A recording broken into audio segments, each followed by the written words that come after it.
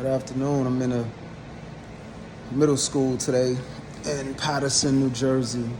I'm doing a lot of work the last 2 weeks or so in this beautiful city. And one thing I noticed is that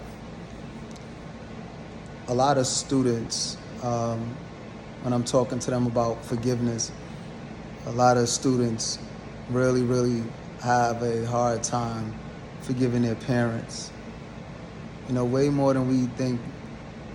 It's not really about forgiving themselves is the hard part, or forgiving classmates and teachers, but really just some stuff they're dealing with from home.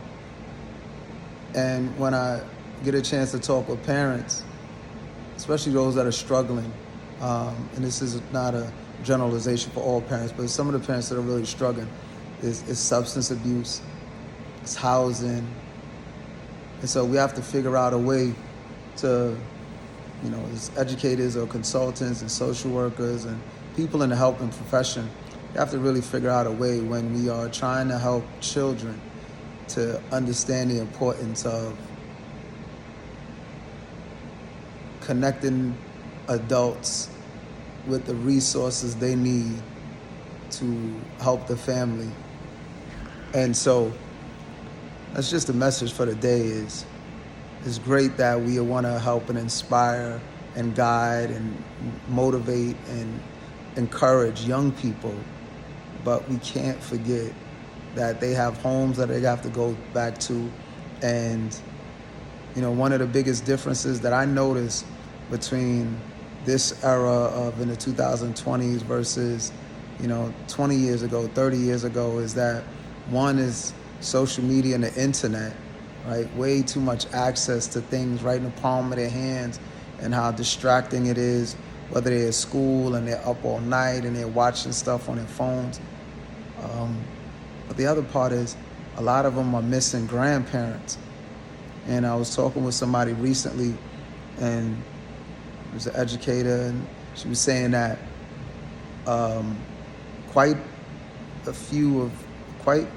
many, it's been a long morning, a lot of people, especially kids, lost grandparents during the pandemic.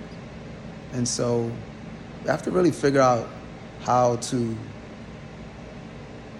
not only help children, right, but also help their families. And that's the moral of this conversation. And housing is huge. So how do we address housing, right? The prices for rent are going up.